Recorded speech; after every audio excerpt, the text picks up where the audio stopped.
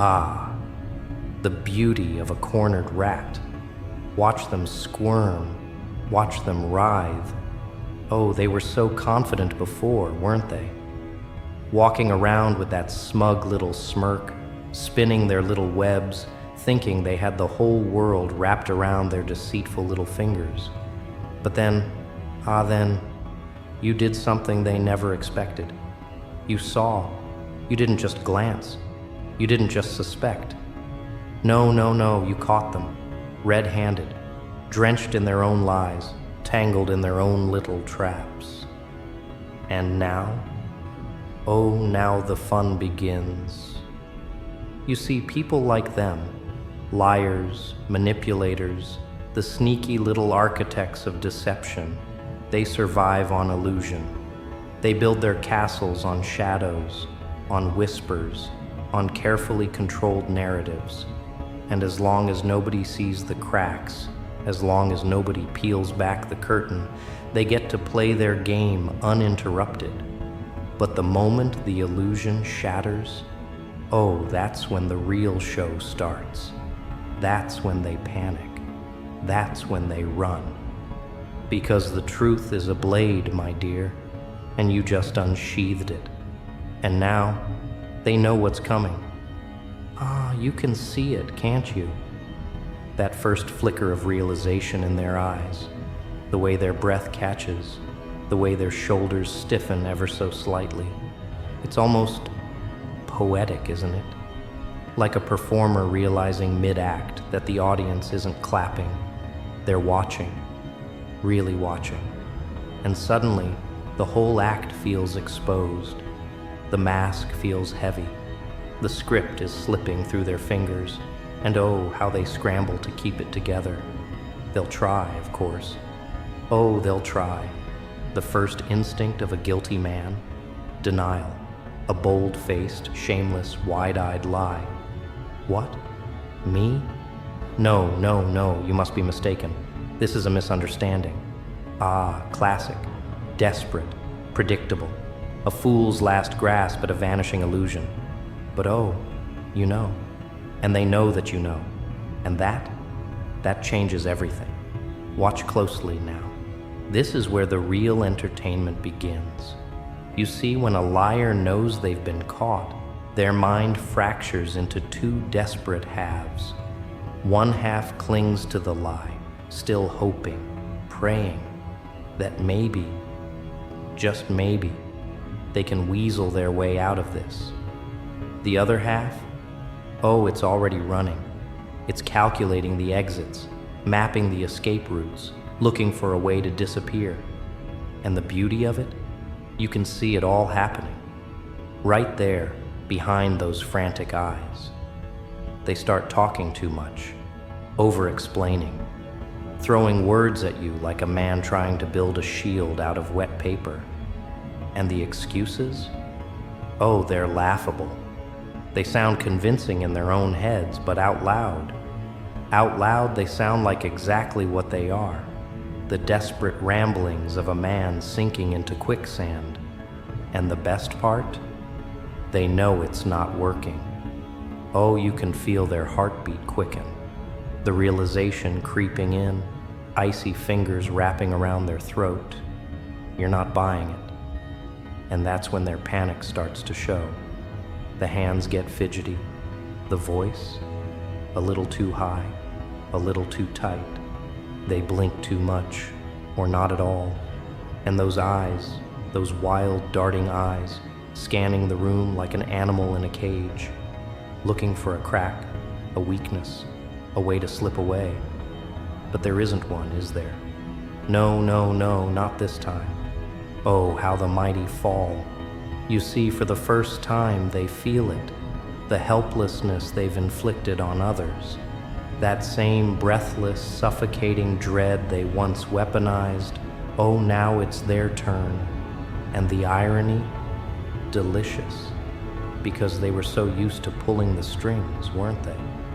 So used to being the unseen hand, the whisper in the dark, the master of the game. But now the strings are wrapped around their own throat, and you're the one holding them. So watch them. Watch them closely, because their desperation is about to evolve. When the lies crumble and the panic sets in, they shift to the next stage, damage control. A pathetic last-ditch effort to rewrite the reality you've already exposed. Maybe they'll try to flip the blame. You don't understand. You're overreacting. This isn't what it looks like. Oh, but it is, isn't it? Every word, every action, every little deceit, laid bare. The evidence isn't just in your hands, it's all over them. And deep down, they know it. They're scrambling now, reaching for anything, any narrative that might soften the blow. Maybe they turn to pity, the quivering lip, the crocodile tears, the pathetic little act of regret. I didn't mean to. I was scared. You have to understand. Oh, how the script changes when the roles are reversed, when the predator suddenly finds itself the hunted. But oh, you're not here for their little theatrics, are you? No, you're here for something real. And here's where the real fun begins. Because you see, now that you've caught them, now that their back is against the wall, there's one last act to play. And this is the part they fear the most. What happens next? Oh, they're desperate to know. They're dying to find out. Because you hold something they never expected, something they can't control, power.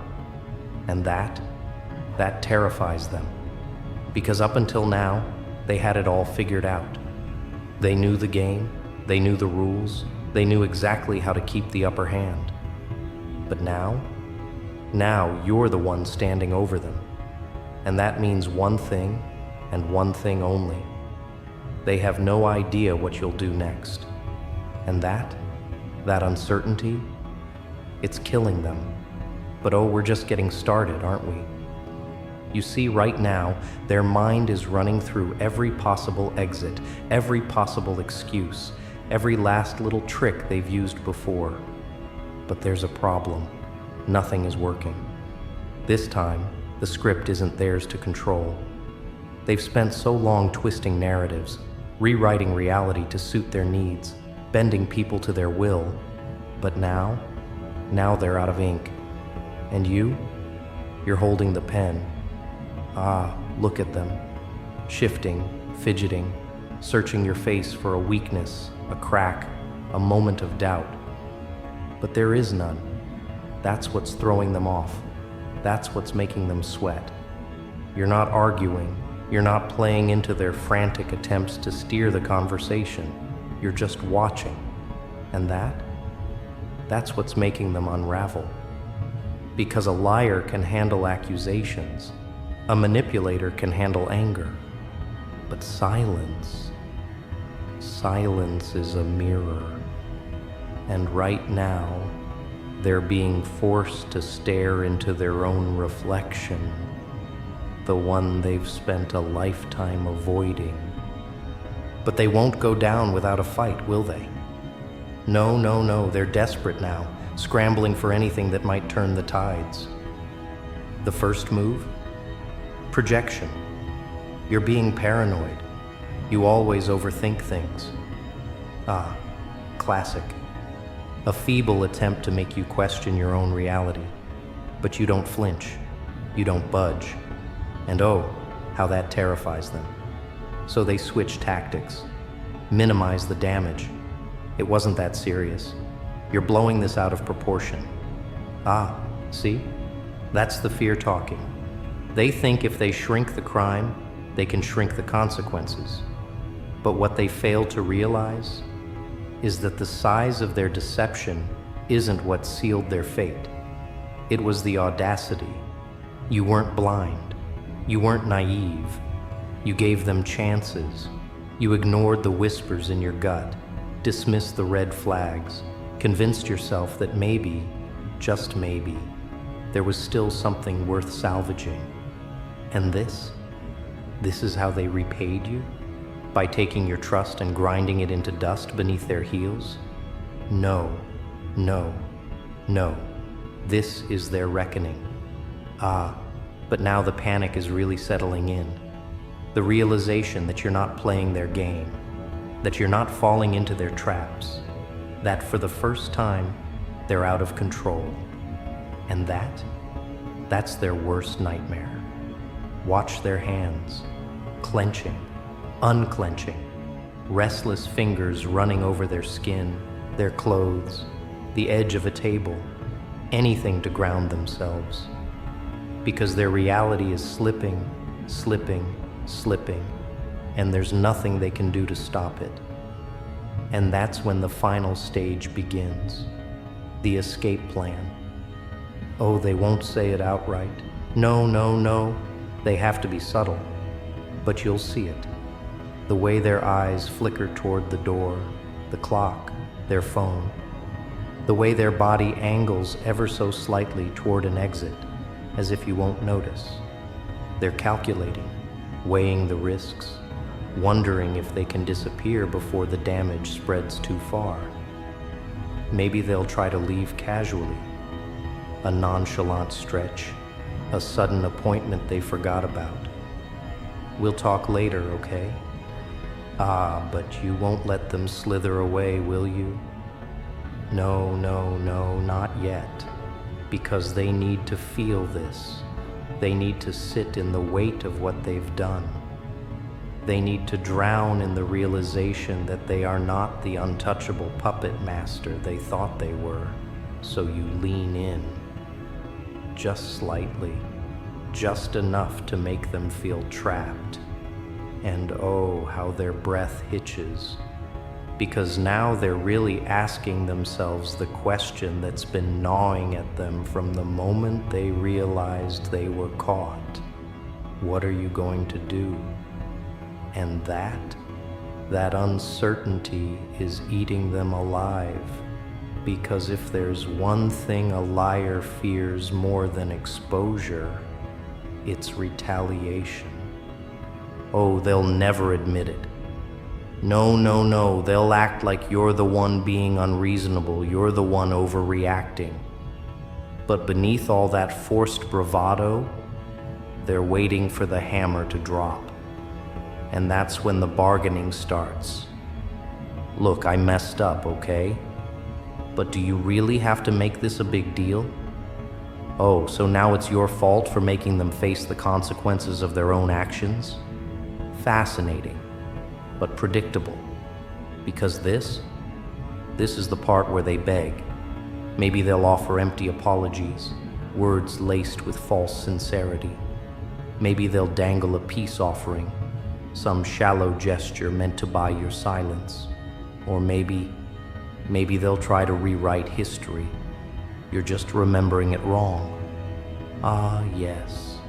The last pathetic attempt at gaslighting, hoping, praying that you'll doubt yourself just enough to let them slip through the cracks. But you don't. And that's when it hits them. They've lost. Oh, you can see it, can't you? That exact moment when reality crashes down on them. The way their face falls, the way their hands tighten into fists, the way their body deflates as the truth settles in like a slow, creeping poison.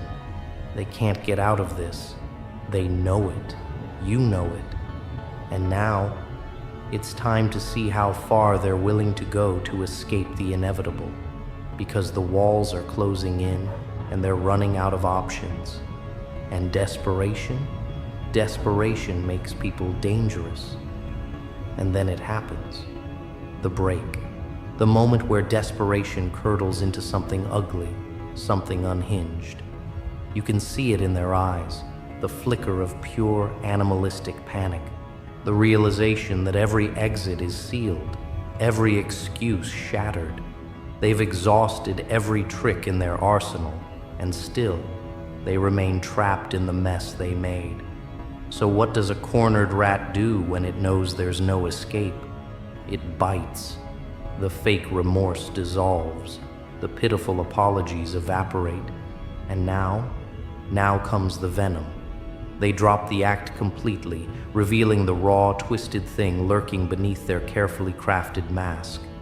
You think you're so righteous, don't you? Ah, there it is, the rage. Not because they feel guilt. No, no, no. They're not angry at what they did. They're angry that you saw through them, that you didn't fall for the lies, that you refused to play along. So they lash out. Insults, accusations, cheap attempts to turn the tables. Maybe they dig up old wounds, things they know will sting, hoping to knock you off balance. Or maybe they scoff, acting like you're the problem. You're so dramatic. You're so obsessed. Why do you even care? Ah, classic. When all else fails, they'll try to make you feel stupid for holding them accountable. But it's not working, is it? Because this time, you don't bite back. You don't rise to the bait.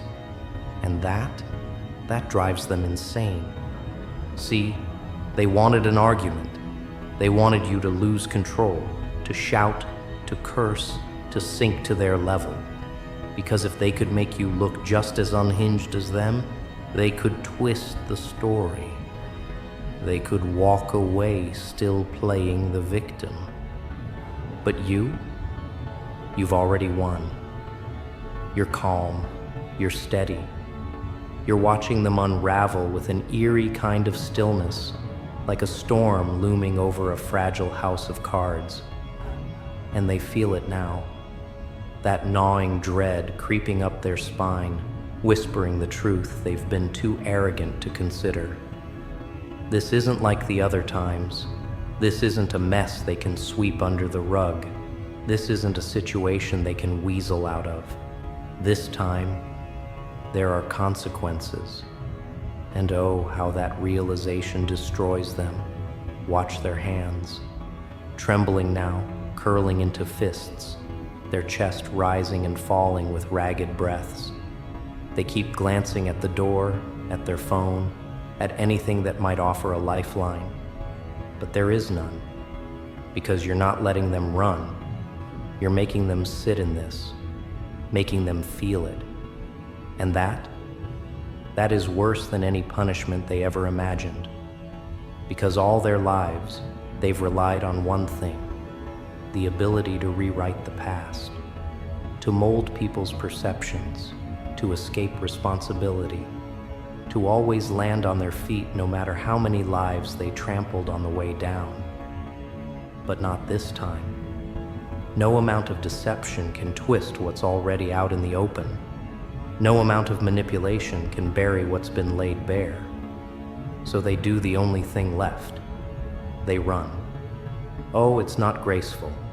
It's not calculated. It's messy, frantic, erratic. A stumbling attempt to flee before the walls cave in completely. Maybe they storm out, knocking over a chair in their haste.